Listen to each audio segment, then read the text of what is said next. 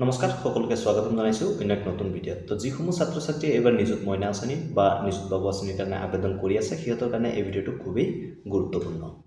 কেইটামান কুৱেশ্যন তোমালোকৰ মাজলৈ লৈ আহিছোঁ যিটো খুব ফ্ৰিকুৱেণ্টলি ছাবস্ক্ৰাইবাৰ বা ভিউৱাৰ্ছে সুধিছে। প্ৰথম কুৱেশ্যনটো হ'ল যে সিহঁতে ছাবমিশ্যনত প্ৰব্লেম পাইছে, অৰ্থাৎ ছাবমিশ্যন ফেইল দেখুৱাইছে। দ্বিতীয়তে OTP প্ৰব্লেম। তৃতীয়তে যদি অনলাইন কৰিছে তেনে ক্ষেত্ৰত বহুতৰে ভুল হৈছে। তো তেনে ক্ষেত্ৰত তোমালোকে কি কৰিবা? ভিডিঅ'টো মন দি শুনিবা। যদি ভাল লাগে প্লিজ লাইক এটা কৰি দিবা, চেনেলত নতুন হ'লে ছাবস্ক্ৰাইব কৰি দিবা আৰু তোমাৰ বন্ধু বান্ধৱী সকলোৰে লগত শ্বেয়াৰ কৰি দিবা। হয়তো বহুতৰ এই ভিডিঅ'টো প্ৰয়োজন হ'ব পাৰে। তো প্ৰথম কুৱেশ্যনটোলৈ আগবাঢ়ো যে ছাবমিশ্যন ফেইল। তো ছাবমিশ্যন ফেইল বহুত কাৰণত হ'ব পাৰে। প্ৰথম এটা ৰিজন হ'ল যে ছাৰ্ভাৰ ডাউন।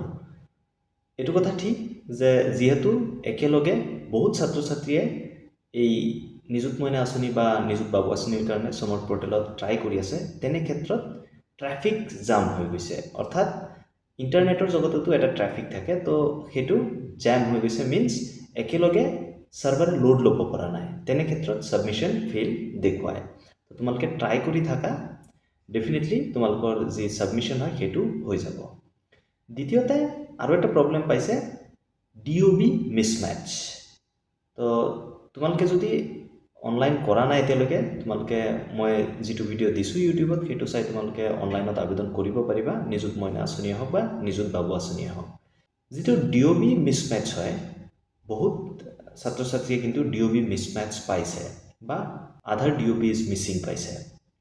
আধাৰ DOB মিছিং যদি পাইছে তেনে ক্ষেত্ৰত সেইটো হয়তো ছাৰ্ভাৰৰ প্ৰব্লেম হ'ব পাৰে।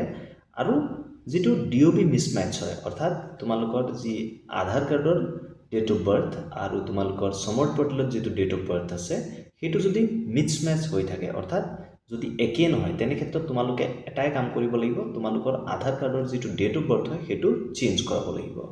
মই গম নাপাওঁ যে কেতিয়ালৈ তোমালোকৰ লাষ্ট ডেট হয়, বাট হয়তো এক্সটেণ্ড কৰিবও পাৰে। কিন্তু এবাৰ তোমালোকে কলেজত খবৰ লৈ চাবা, নডেল অফিচাৰক সুধি চাবা। তাৰপিছত যদি সময় আছে তোমালোকে আধাৰৰ যি ডেট অফ বাৰ্থ হয় সেইটো চেঞ্জ কৰি ল'বা। আৰু যিটো হ'ল আধাৰ DOB ইজ মিছিং যিটো প্ৰব্লেম আছে, সেইটো বিশেষ তোমালোকৰ যি ছাৰ্ভাৰ হয় ছাৰ্ভাৰৰ প্ৰব্লেমৰ কাৰণে হয়। যদি তোমালোক চিয়'ৰ হয় যে তোমালোকৰ আধাৰ কাৰ্ডৰ ডেট অফ বাৰ্থ আৰু সমৰ্থ পৰ্টেলৰ ডেট অফ বাৰ্থ একেই আছে, তাৰপিছতো যদি আধাৰ DOB ইজ মিছিং বুলি দেখুৱায়, সেইটো তোমালোকে চিয়'ৰ হৈ ল'বা যে সেইটো ছাৰ্ভাৰৰ প্ৰব্লেম হয়। তোমালোকে ট্ৰাই কৰি থাকা, ডেফিনেটলি তোমালোকে ছাবমিশ্যন কৰিব পাৰিবা। আৰু ফৰ্ম ফিল আপ কৰোঁতে তোমালোকে ভুল নকৰিবা, অতি সাৱধানেৰে ফিল আপ কৰিবা। এতিয়া ছেকেণ্ড কুৱেশ্যনটোলৈ আগবাঢ়োঁ যে OTP প্ৰব্লেম। তো বহুত ছাত্ৰ ছাত্ৰীয়ে কমেণ্ট কৰি সুধি আছে যে সিহঁতে OTPটো পোৱা নাই। তেনে ক্ষেত্ৰত তোমালোকে কি কৰিবা? প্ৰথম কাৰণটো হ'ব পাৰে OTP নোপোৱাৰ যে তোমালোকৰ যি আধাৰ কাৰ্ড হয় সেইটোৰ লগত মোবাইল নম্বৰ লিংক নাই। সেইটো হ'ল প্ৰথম কাৰণ।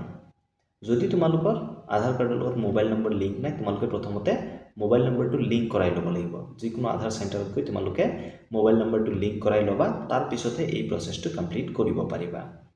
দ্বিতীয় আৰু এটা ৰিজন হ'ব পাৰে যদি তোমালোকৰ এয়াৰটেল চিম কাৰ্ড আছে।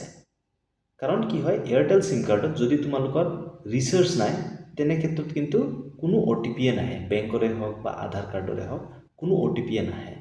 সেয়ে তোমালোকে চাই ল'বা যে যদি তোমালোকৰ এয়াৰটেল চিম আছে আৰু যদি ৰিচাৰ্জ কৰোৱা হোৱা নাই, তেনে ক্ষেত্ৰত কিন্তু তোমালোকে এই প্ৰব্লেমটো পাব পাৰা। সেয়েহে যদি যোনটো চিমৰ লগত আধাৰ কাৰ্ড লিংক আছে আৰু সেইটো চিম যদি এয়াৰটেল হয় আৰু ৰিচাৰ্জ কৰোৱা হোৱা নাই, তেনে ক্ষেত্ৰত তোমালোকে এটা মিনিমাম ৰিচাৰ্জ কৰাই ল'বা, ডেফিনেটলি তোমালোকে আধাৰৰ OTP পাবা। আৰু এটা টেকনিকেল ৰিজন হ'ব পাৰে যদি তোমালোকৰ মেছেজ বক্স ফুল হৈ আছে, ফোনত তোমালোকৰ যদি মেছেজ বক্স ফুল হৈ আছে, তেনে ক্ষেত্ৰতো কিন্তু তোমালোকে এই আধাৰ কাৰ্ডৰ যি OTP হয় সেইটো তোমালোকে নোপোৱা। সেয়ে তোমালোকে চাই ল'বা এই তিনিটা বস্তু।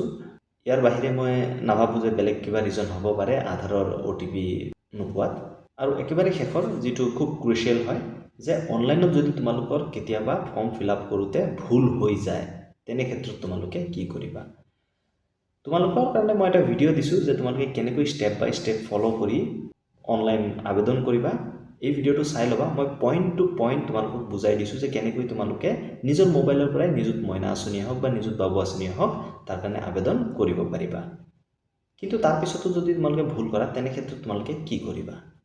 তো এতিয়া তোমালোকক কৈ দিওঁ যে যদি কিবা কাৰণত ভুল হৈ যায় তেনে ক্ষেত্ৰত তোমালোকে কলেজত যাবা কলেজত নিযুত মইনা আঁচনি আৰু নিযুত বাবু আঁচনিৰ কাৰণে এজন নডেল অফিচাৰ দিয়া যায় কলেজত যোনজন মানুহে কাম কৰিব তোমালোকৰ যি নিযুত মইনা আঁচনি বা নিযুত বাবু আঁচনিয়ে হওক সেই ছাৰজনক বা সেই মেমজনক গৈ সুধিবা বা ক'বা যে মোৰ এনেকুৱা প্ৰব্লেম হৈছে ডেফিনেটলি তোমালোকৰ কাৰণে এটা কাৰেকশ্যন উইণ্ড' দি দিব আৰু তোমালোকে সেইটো আপডেট কৰি ল'ব পাৰিবা এইখিনি কাম তোমালোকে প্ৰথমতে নডেল অফিচাৰক জনাব লাগিব তোমালোকৰ যদি ভুল হৈছে তেনে ক্ষেত্ৰত তোমালোকে ইমিডিয়েটলি গৈ নডেল অফিচাৰক কথাখিনি অৱগত কৰিবা ডেফিনেটলি নডেল অফিচাৰে তোমালোকক হেল্প কৰি দিব আশা কৰোঁ এই ইনফৰমেশ্যনখিনি তোমালোকৰ কাৰণে হেল্পফুল হ'ব ভিডিঅ'টো যদি ভাল লাগে প্লিজ লাইক এটা কৰি দিবা আৰু আগলৈও এনেকুৱা ভিডিঅ' পাই থাকিবলৈ আমাৰ চেনেলটো ছাবস্ক্ৰাইব কৰিবলৈ নাপাহৰিবা লগতে আমাৰ ইনষ্টাগ্ৰাম পেজটো তোমালোকে ফ'ল' কৰিবলৈ নাপাহৰিবা কাৰণ তাত আমি শ্বৰ্ট এণ্ড কুইক আপডেটছবিলাক দি থাকোঁ